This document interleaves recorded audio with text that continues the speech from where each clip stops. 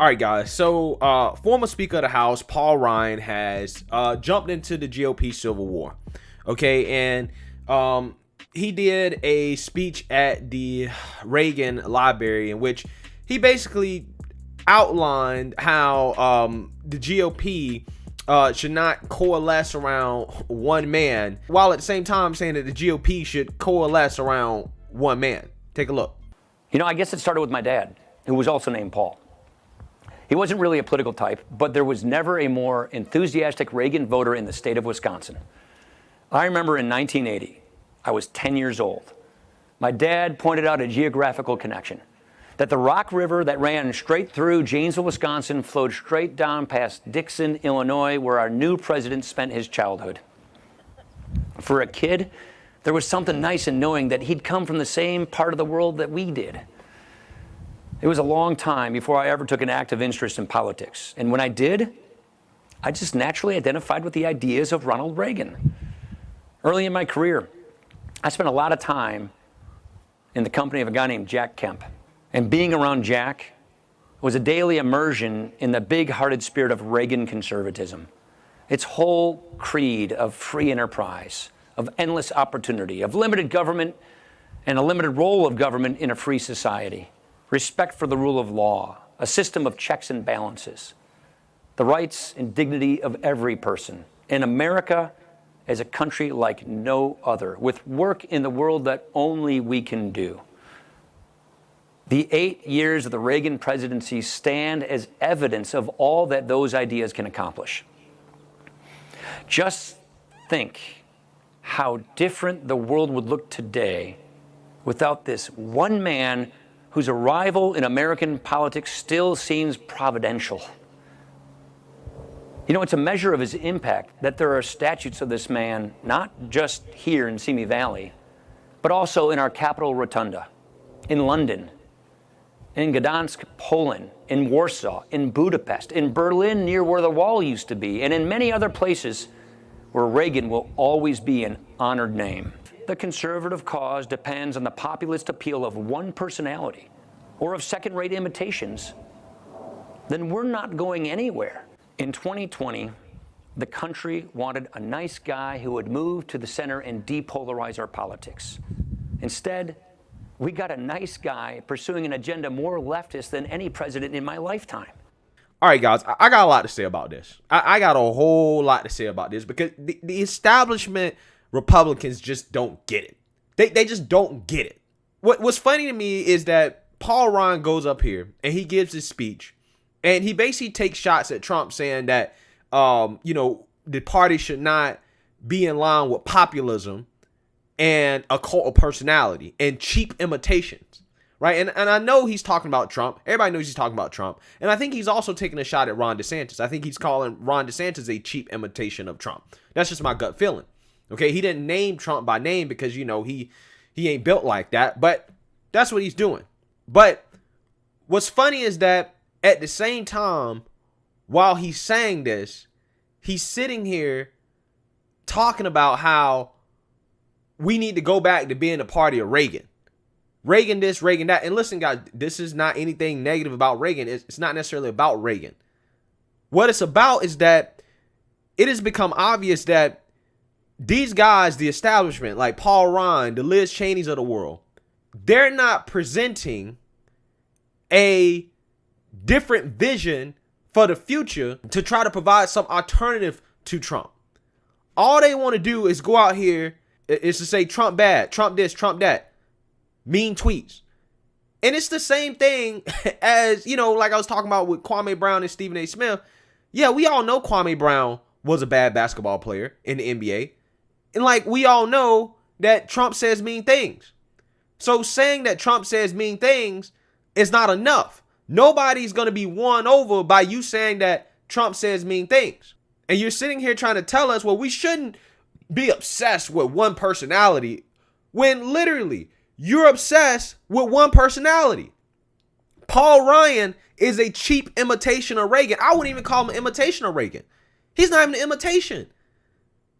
At the very least, Reagan had some personality. He had a distinct personality. Trump has a distinct personality. Paul Ryan doesn't have a personality. And you're sitting here talking about cheap imitations? You're a cheap imitation, bruh. Your whole shtick is a cheap imitation. Paul Ryan built a career off talking about Reagan.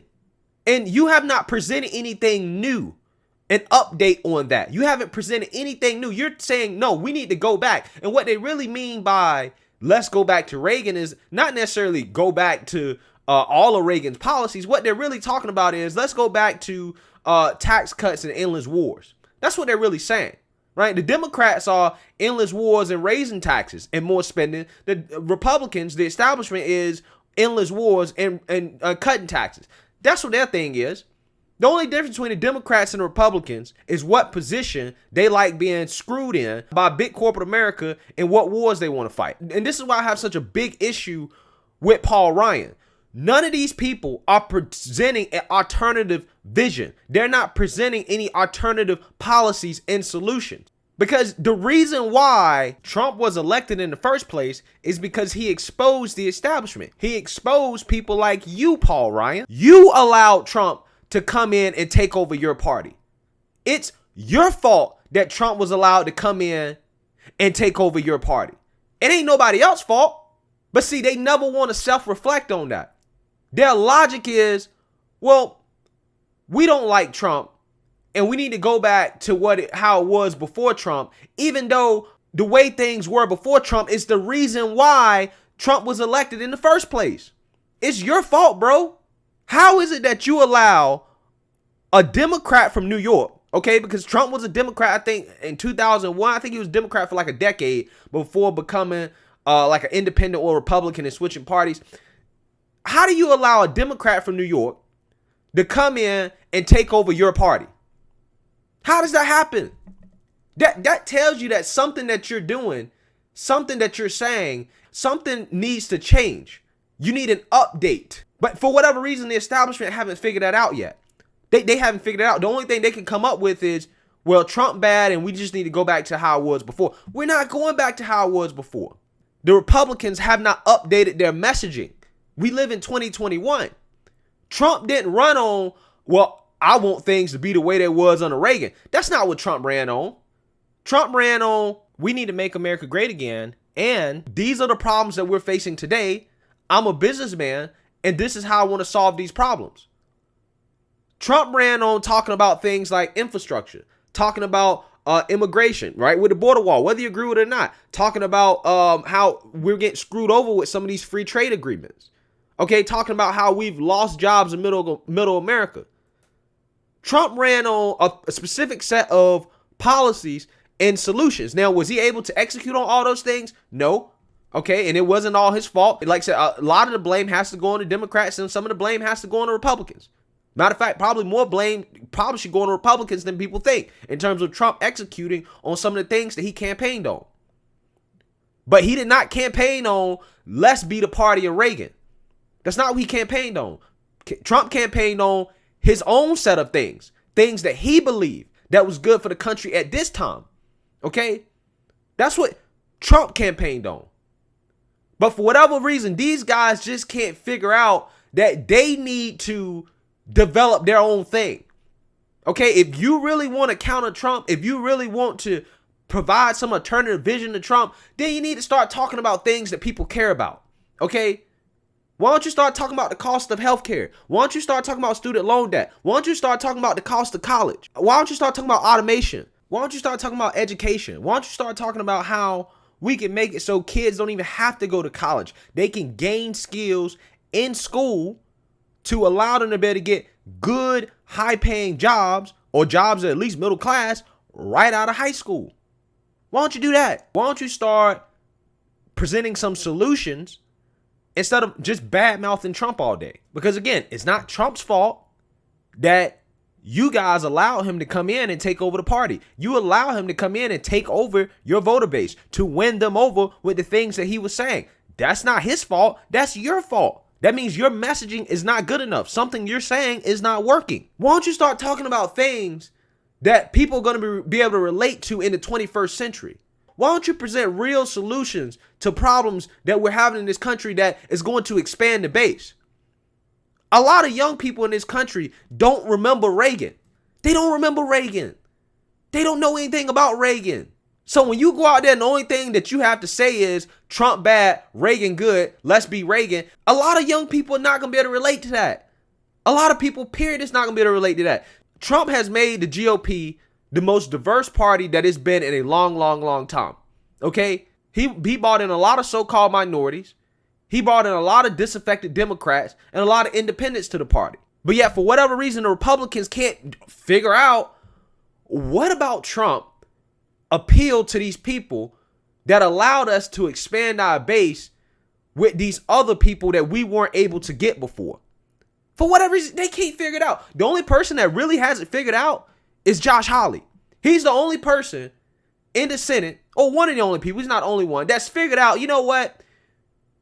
Maybe there's something to this populism thing. Maybe there's something to thinking outside of the box and presenting some alternative solutions than what we've traditionally been trying to campaign on and the things we've been traditionally talking about. Maybe it's something more than just talking about Reagan. Maybe we should talk about Teddy Roosevelt a little bit. Maybe we should talk about some other people. Maybe we should take some ideas from some other places and create a different vision that's fit for the 21st century.